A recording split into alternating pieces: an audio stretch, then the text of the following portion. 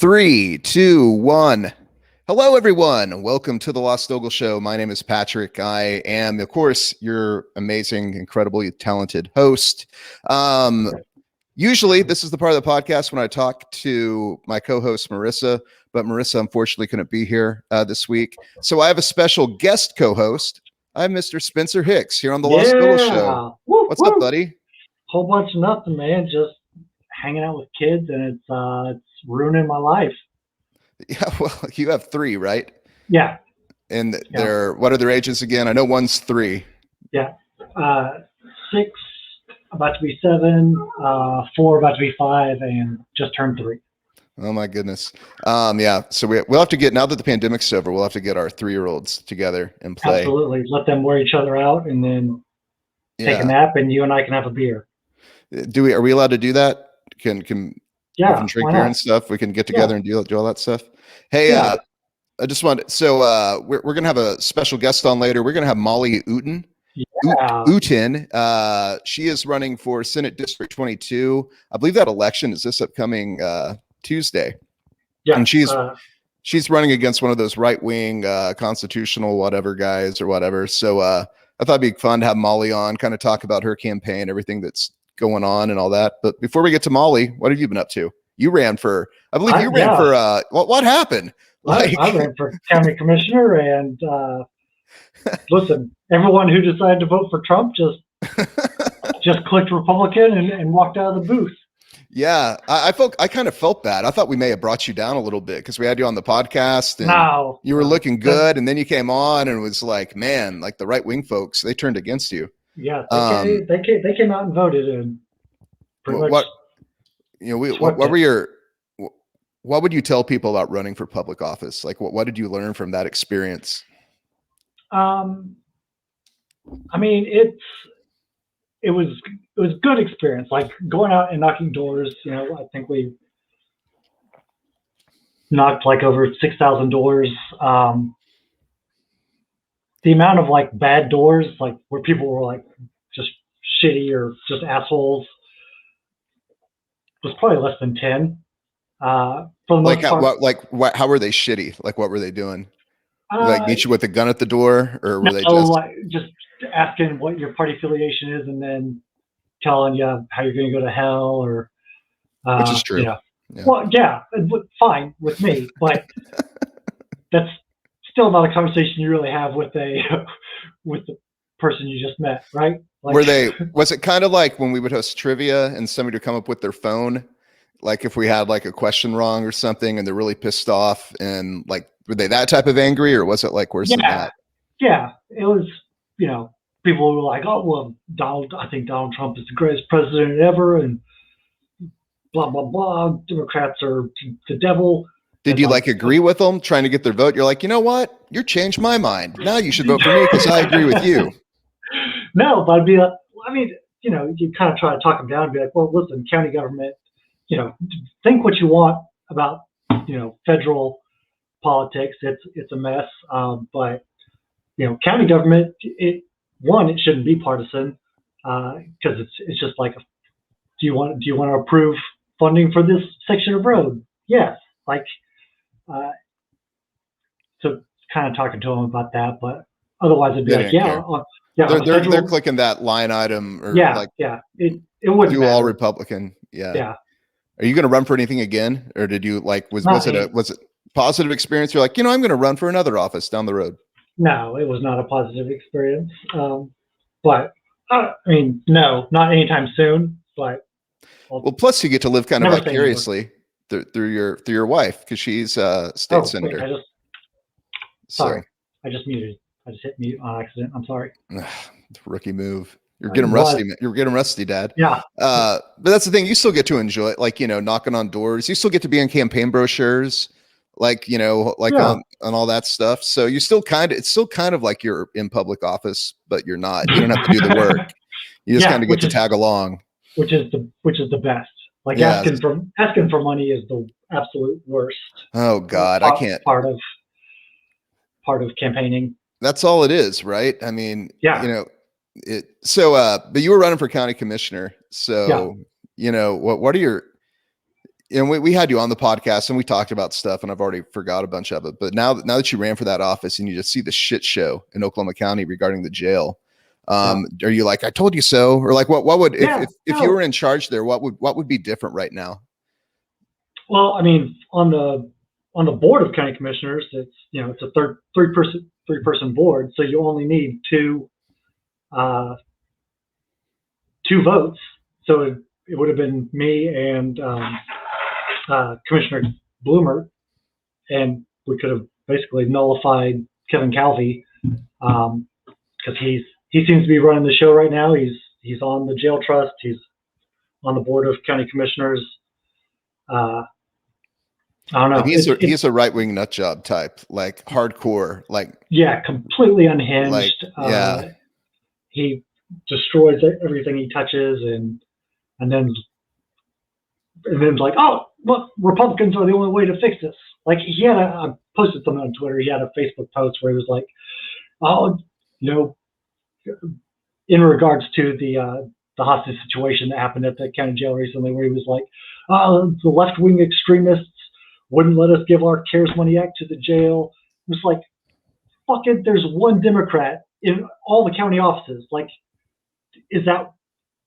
no one stopped you. Like, no, I don't know why you're blaming this left. And like, it's with the state government too, and it's like, oh, these left wing, fucking who? There's 9 Democratic senators. Like, Republicans can do whatever they want. That's true. And if they want to blame left wing extremists, like, fuck them. Like, they're.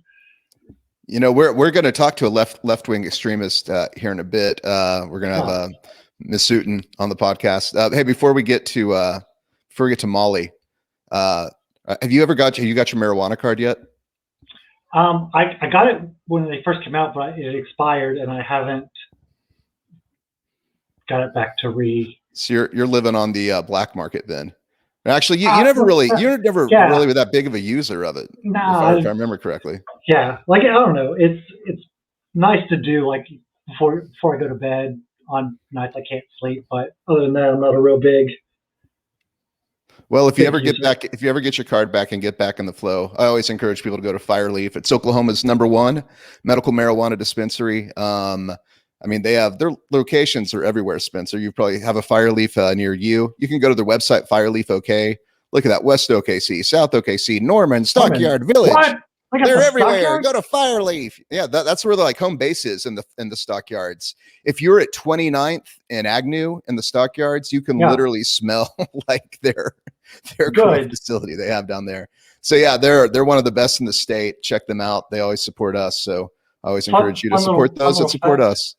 The stockyards are not incorporated, so they're not part of Oklahoma City. Oh, really? Yeah. Well, I didn't know that. Look at this. I'm learning new stuff today. Yeah, like that's the sheriff's department is the law enforcement for the stockyards. Yeah. By the way, I went to the wide view. If people are watching this on video, and I like your little kid. I like the little horse you have there in the background. I tried to clean. There's just shit everywhere. This is their playroom, so it's. I'm professional enough to put all my daughter's toys away before the podcast, Spencer. I tried. Listen, that table is a mess. Okay. Should we get to our special guest today? I'm very excited. Yes. Okay. Welcome to the Lost Ogle Show, Miss Molly Ooten. Now you two know each other. Yeah. I volunteered a little bit for Spencer's campaign. Yeah. I didn't really see you. Oh man. So this is going to be an extremely biased podcast. You guys did you knock on one of the 6,000 doors with Spencer? What'd you say?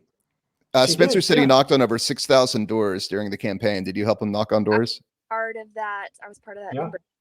And Carrie, his wife Carrie, is also a personal friend. She's been helping me reach my goal, of doors this time around. So she's awesome. How many doors have you knocked on during this campaign? I knew you were going to ask me that. You don't have a list? As a campaign, the number changes so often, Patrick. I mean, we've gotten over 5,000. Good. At this point. But I don't know the latest numbers. Obviously, I'm knocking every single day. So it's just like a matter of, I need to get like a daily report. Like, this is how many like volunteers still knocking during, Joanna Dossett and John Waldron and Mary Boren went out for me this week, as well. And as you guys know, they are very efficient door knockers. We've got a lot of people coming out and not knock to drop off our literature because it's get out the vote weekend. Yeah. And so our goal is another 5,000 doors hit. Obviously, when you're not knocking, it goes a lot faster. I still be knocking, but everybody else is going to be just dropping stuff off. But at this point, I'm knocking on undecided doors, Republican doors, trying to get those last few votes if I can. So you're going to be, it's Senate District 22, right? Yeah.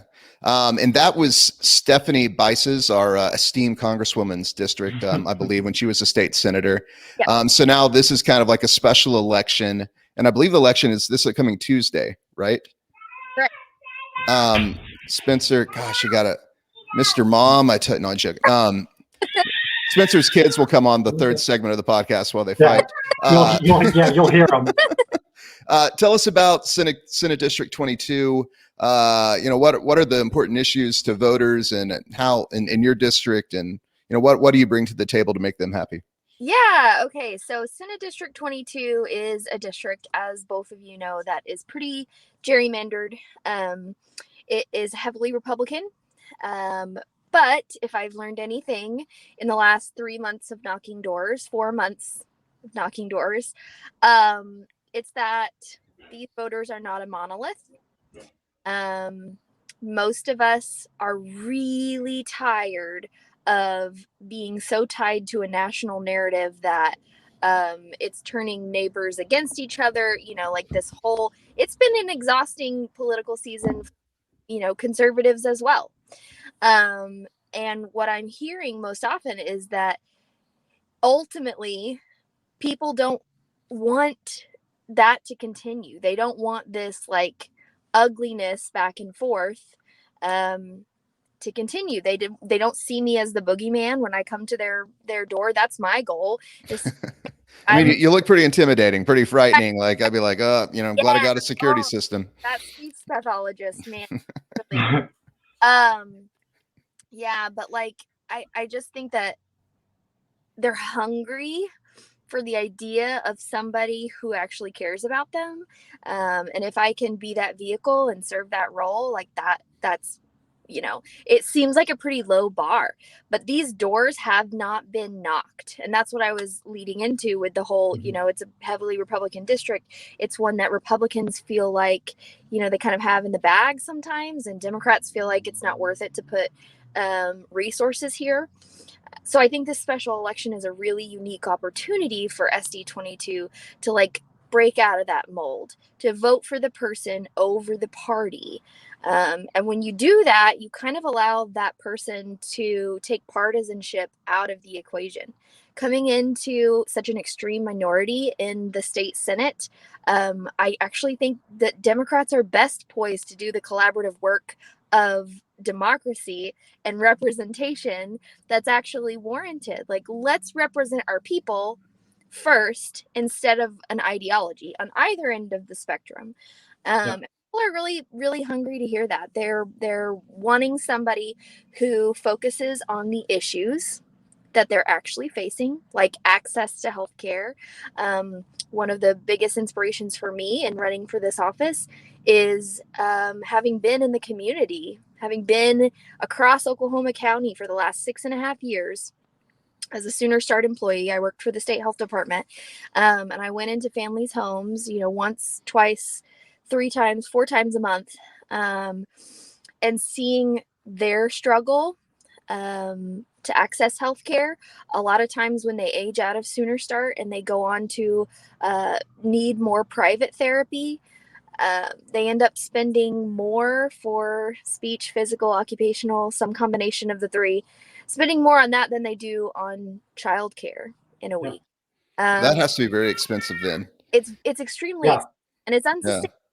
and we're putting the burden on the middle class folks that we to prioritize. And so SD22 is one of those, there's a lot of suburban voters, there's a lot of middle class voters that are concerned about education and healthcare, and they're tired of this whole like ideology first and people second. Are they real? Like, because man, it seems like everyone loves ideology right now. Everything's actually. I was going to ask, what's your political ideology? Are there any specific like political thinkers, idea people that you like their philosophy or their ideology, or do you just try to be very pragmatic? Like, what would you say yours is? Pragmatist, I would say, but I think that I always go back to like in my profession, I was never somebody that would be so married to one approach.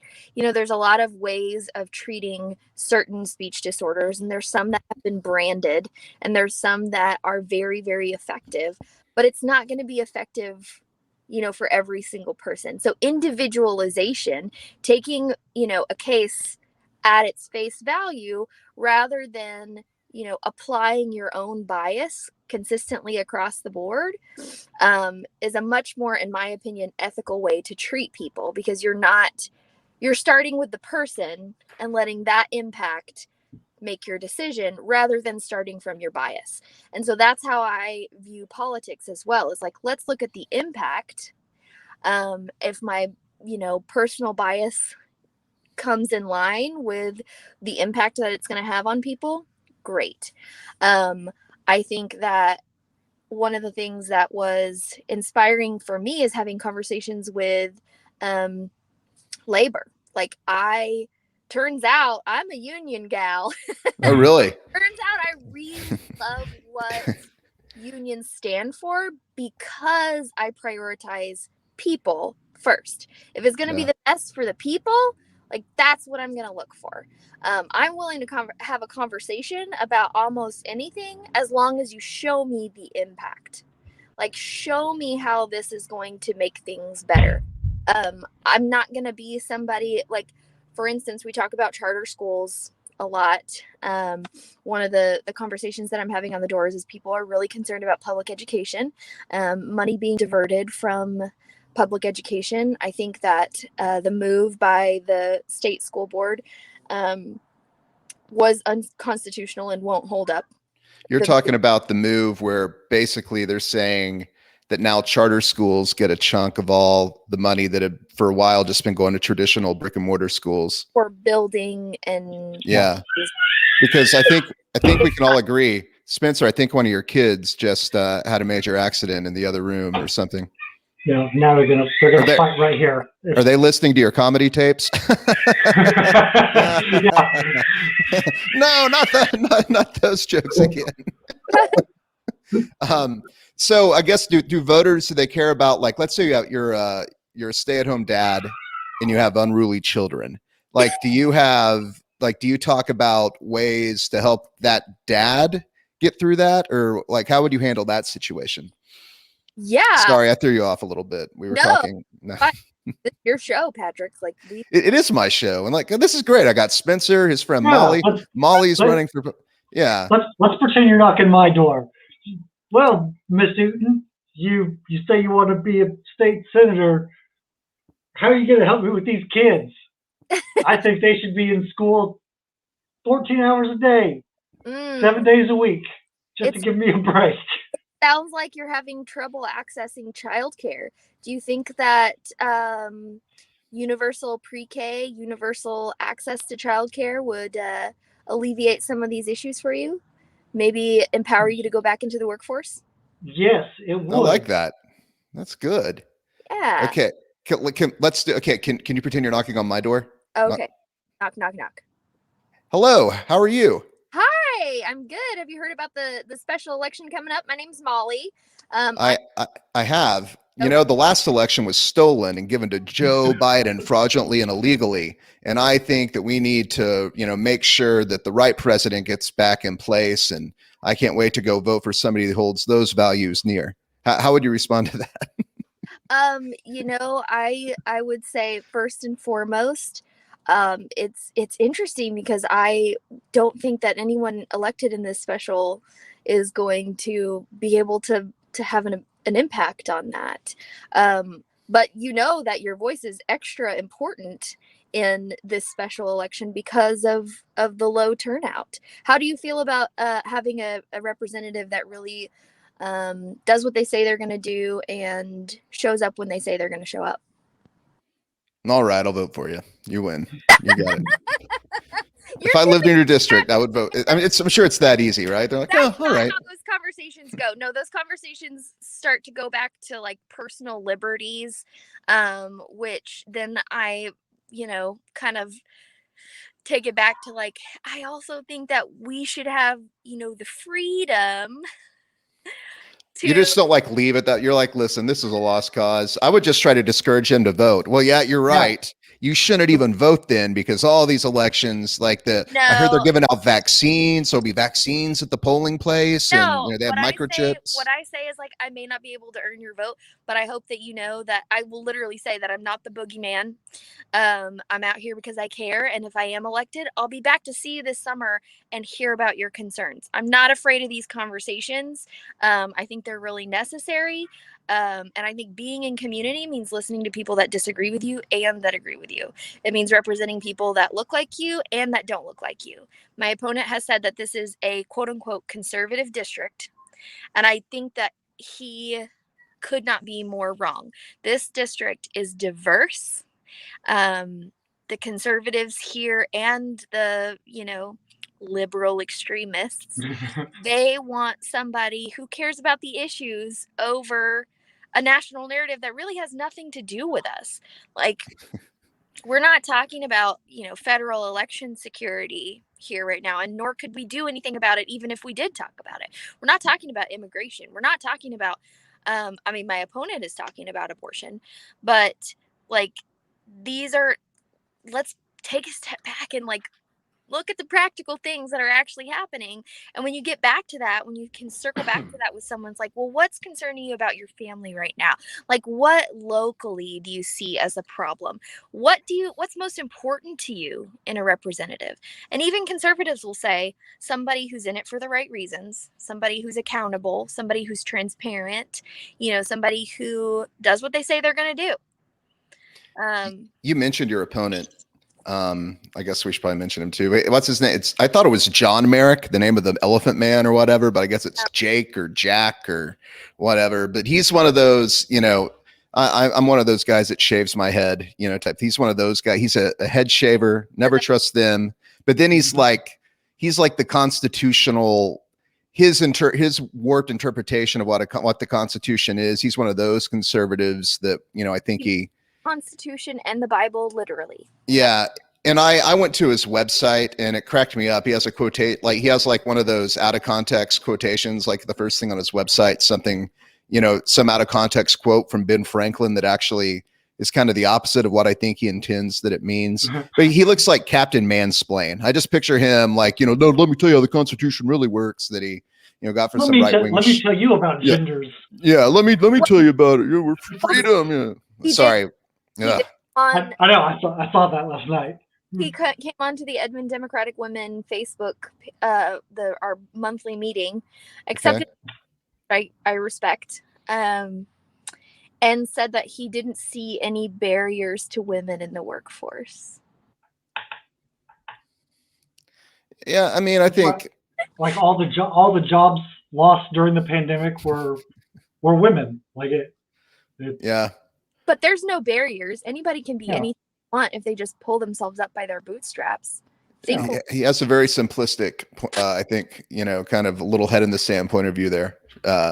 Happens when you take the nuance out of ancient documents, word for word, and you put your own quote unquote literal interpretation, which is just funny to me. Like, especially with regard to the Bible, it has been translated and retranslated. It was scraps of paper. It was oral traditions before that. So like saying that you can take those words like literally, to me, it idolizes a book, which is, the opposite of what the Christian faith is. Don't say too much. We still want, like, you don't want to like totally ruin your chances of being elected. Like, red flag. Don't say anything bad about the Bible in Oklahoma if you run for public office. Listen, right? Is that, someone who takes the Bible literally is not going to vote for a That's Democrat, true. regardless. It could be Jesus Christ, and if he had a D by his name, they're not going to vote for him. I take the Bible seriously instead of literally. right. And I think that we are taught and should be taught. I mean, maybe they taught me too well growing up in an evangelical tradition that love should be unconditional, because now I'm this kind of wacko thinking adult that puts love above my personal interpretation of an ancient text. Right. And it doesn't mean that text is not important. It doesn't have lessons to teach. It's not true. That's none of what I'm saying. It means that love is the lens through which all interpretations happen. So your opponent's real into the Bible and the Constitution, and they should be the guide and the framework for how our 21st century political system works. What book would you go with? Like Charlotte's Web, Animal Farm, Old Yeller. The question, but there isn't one that encapsulates all the nuance of like what government should be. Like there isn't. There has to be one. There has to be like one scroll, like an ancient scroll somewhere that has everything. That really okay. Find it. Well, I'll put that on my research list of things to do. I'll do it. Okay. I've got a question for you. Yeah. So after you win, when you run for re-election, your district might be completely different because of the redistricting. Have you gotten to see any like maps or any idea of what they're going to try to do? Nope, I have no idea. My opponent in the primary is a very well-educated man. I have absolutely nothing bad to say about him. Dylan Billings, he's a professor at Dr. Dylan Billings, pardon me, at OSU. And he teaches political science, and he's, somebody that's way more educated on the ideas of how redistricting works.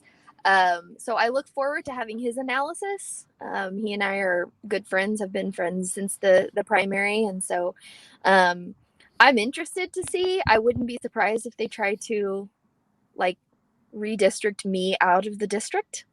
But we kind of just have to like take it as it comes. Like this, I mean, I said it before, it's like it is a heavily gerrymandered district. So it covers like far kind of northwest Oklahoma County, right? In Oklahoma City. Then it kind of like snakes around into different areas. So it's shaped like a T. So Piedmont through West Edmond is like the top of the T. And then you got this little strip of like western Oklahoma County into Yukon, and down into Canadian County. So yeah, I mean, I'm interested to see what they're going to do with it. Yeah. But you can't really know until you know. Yeah. Here's a picture of it. Let me pull up this convenient photo for everyone to see. Convenient photo. A convenient photo right here. I think this is it. Share. Yeah, look at that. There it is. It does look like a T. I told you. Yeah. It's like a map before.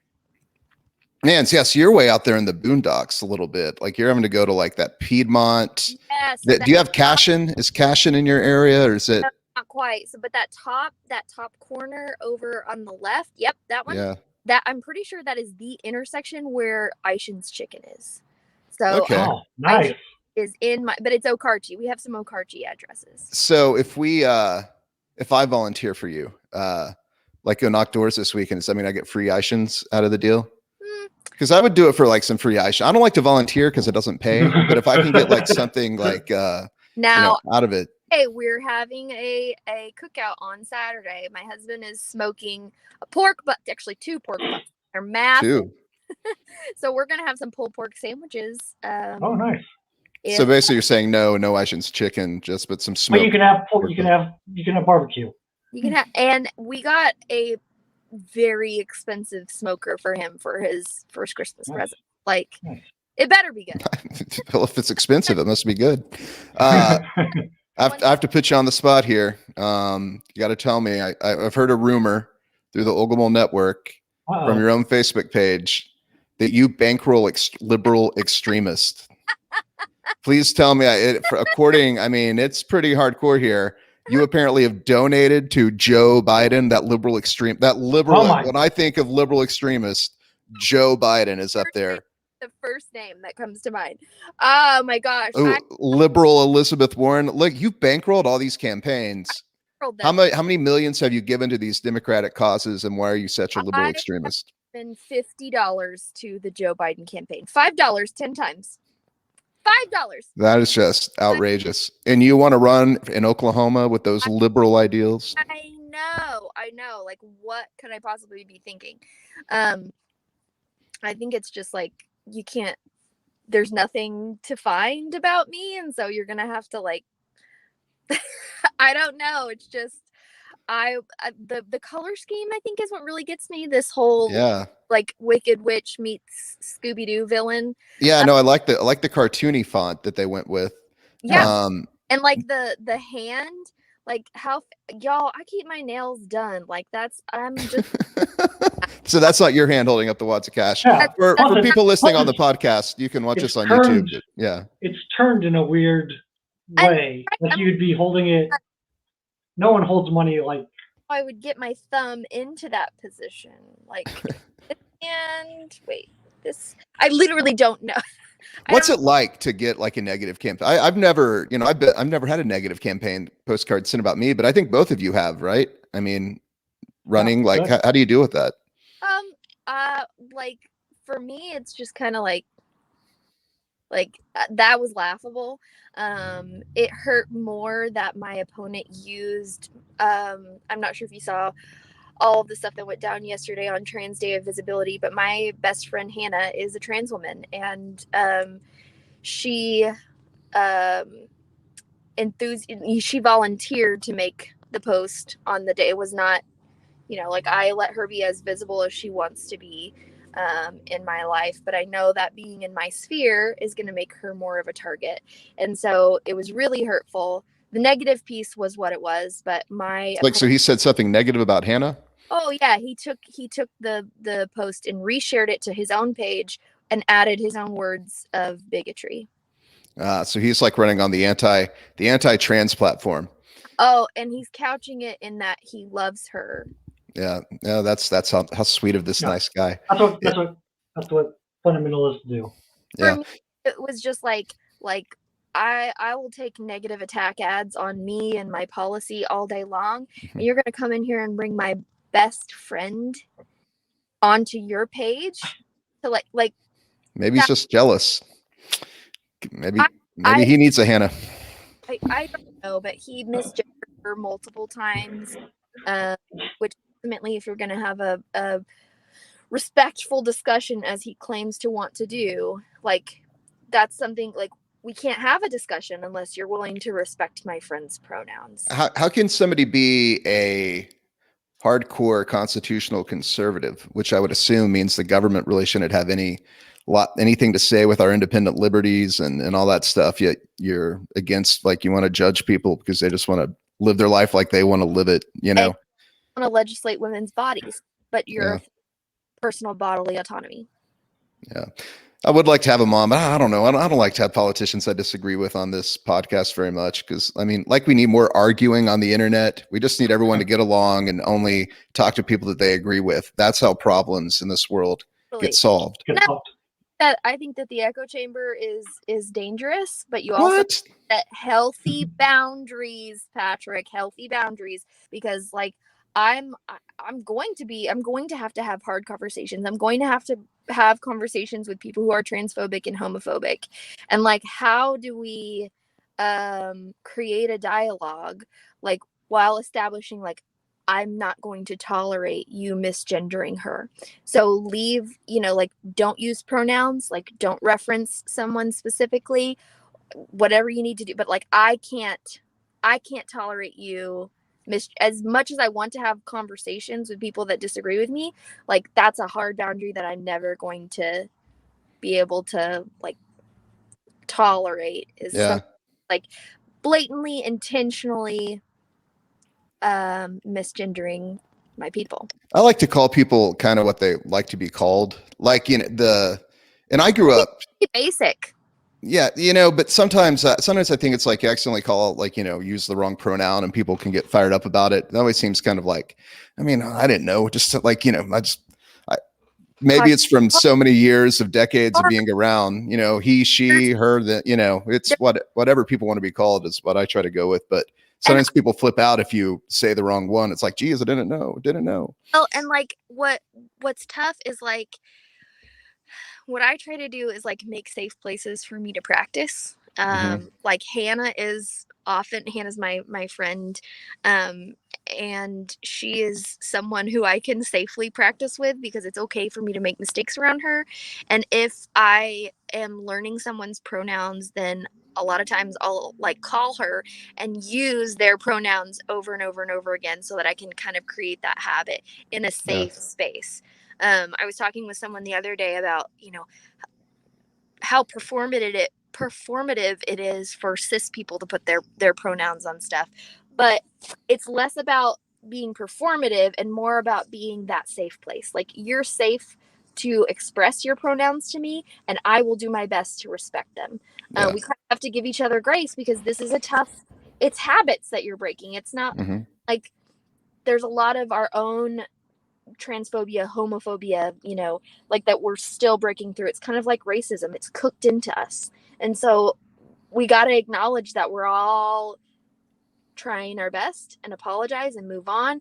The best thing that I've learned from Hannah is that when you do make one of those mistakes, you say, I'm so sorry, I'll do better next time, and you move on. Yeah. Because centering yourself, I'm like, oh, I'm so sorry. Like, I didn't mean it. Like, I'll like making it into a whole apology makes it like you just need to move on. Yeah. It's weird. I mean, once again, growing up in that era, you know, I was born in 78. So it was like, you know, the era I grew up in, I mean, it was just being transphobia, homophobia. That was like normal. I mean, you know, like you were kind of raised, I had liberal parents, and it wasn't we were raised like be homophobic, but just growing up in Oklahoma in that environment, it was just kind of, that's just how things were. I still feel bad. When I was like 16, I remember sacking groceries at like Albertsons, and a trans woman came in, and I mean, me and all the sackers were like, it's not like we're like pointing and laughing out loud, or like, you know, whispering to, you know, oh, look, there's a man dressed as a woman. You know, we didn't know. And eventually, as you grow up, get a little wiser and pay more attention to the world around you, you know, I think you change and you overcome that stuff. I don't think your opponent probably has, you know, but he's still, you know, guided, you know, probably by, once again, as you pointed out, a 2,000-year-old book that we really can't be really too sure who wrote the book and what's, you know, there's some flaws with that. And that's like bases everything on. I honestly was really proud of, I didn't really have a whole lot of emotional space to respond directly. But I was really proud of the community. And you can go look up the post. It's still up. It's on Facebook. Yeah. Like which group again? I may have to go look. Maybe I can write about this. Ooh, content. Click, content. On his Facebook. Okay. So I was proud to see that people were, and I made sure Anna stayed off of Facebook as much as possible. Like, she didn't see that stuff happening. I'm super, super, super proud of her for protecting her energy. But also I think that the labor that was done by people defending her and defending our trans siblings against hate is gonna save lives. Like, I truly, truly think that that's what Trans Day of Visibility is about, is showing our trans sibling, especially our trans youth, that there are people who love them. There are people who accept them. Like, they're out there, and I am encouraged by how vocal they have been on this particular issue. Me too. Spencer, you know, Spencer, Yeah. He showed me a lot of books. He has all these books about trans stuff. And, you know, back when we would host trivia together, he would always keep me attuned and aware of all that. Yeah. So, you know, Spencer and I used to host trivia together. Did you know that? No. Then he broke up with me for a younger host. But now we've you know, we've reconciled, and here we are today I interviewing couldn't stay away. Can you host a friends trivia that I can come to? Because I desperately want to host it myself, but then I couldn't win. Okay. Short answer, yes. Actually, next week we are bringing back. This would be a good time to plug our Lost Ogle Trivia Nights. We are bringing back our Lost Ogle Trivia Nights. Next week we'll be back at Fassler Hall on Tuesday nights. We will be so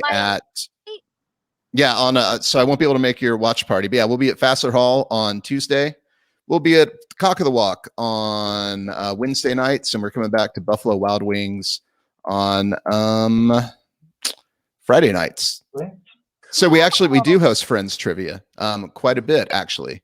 Okay. Patrick and I did a what was it, a bachelorette party? Yes, remember that bachelorette party? And it was like right after your kid was born. Yeah. And then there's this bachelorette party at that place in the middle of nowhere. Where was it? Out in Noble or something? Yeah. And it's like after this party, oh, y'all should come party with us tonight. We're gonna go to all these bars. And I'm looking at Spencer, I'm like, let's go do this. And Spencer's like, oh, I have a child now. I need to get home. And I'm like, what? What for a little kid? Who cares? Now I know. Now that I'm a dad too. Now I'm like, oh, now I get it. But I was trying to find some friends trivia questions because we do friends trivia a lot. Okay, here's a friends trivia question for you. Are you ready? Yeah. Who is the only Friends cast member who has not hosted an episode of Saturday Night Live? Oh my God. Who's the only one that has not? Shoot. Is it Joey? No, it's definitely not Joey. I'm pretty sure I've seen him host. And I know. Okay, I'm gonna no.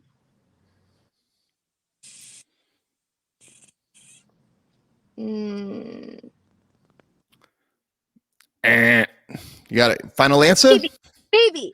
No, you should have listened to Spencer. It was Matt LeBlanc. He's the only one not to host. I'm like, I am positive that I've seen that wasn't really as much about the show. Here's one more about the show. In the last scene of the opening credits, who turns off the lamp?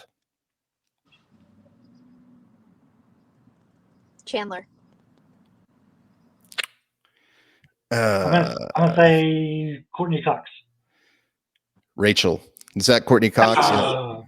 No, that's Jennifer Aniston, Rachel, right? I can't remember their names. This is weird when I watch Friends. I'm like, it's been like the dudes I know by their name on the show, but the women I know by their actress name. I don't know. Anyway, we actually do plan on having a Friends theme week pretty soon, so I'll be sure to let you know. And you can bring out you and all your volunteers and your campaign staff, and you all can play trivia. Here, quote this entire episode, and I'll do that. I'll do a recitation. When did you learn about Friends? Was it through Netflix, or did you actually watch it when it was on? Oh, no. I was very sheltered growing up. So it wasn't until college, grad school that I really, my roommate in grad school had the entire collection box set. And so it was just on all the time, I remember because I would watch it on TBS in college in my undergrad, and they don't play every single episode. They kind of play them in a way that makes sense, but they don't play every single episode. So when I was watching through the box set, there were 2 episodes specifically that I remember that I had never seen before. Excuse me, I'd never seen before, and I was so excited I cried. The one on Valentine's Day where Mona and Ross break up because of Rachel. They would never play that on TBS. I thought that was every other episode. Doesn't that happen? That's not the plot. Doesn't somebody always break up with somebody? You would think, but it's a Valentine's Day episode, so they would just leave it out. The holiday ones they would have on holiday specials. But the Thanksgiving one where they find out why Ross's parents don't like Chandler because he smoked weed, but it was actually Ross that smoked weed. That was the other one. I had never seen that Thanksgiving episode, and I was like, this is finding buried treasure. It's a new Friends episode I've never seen.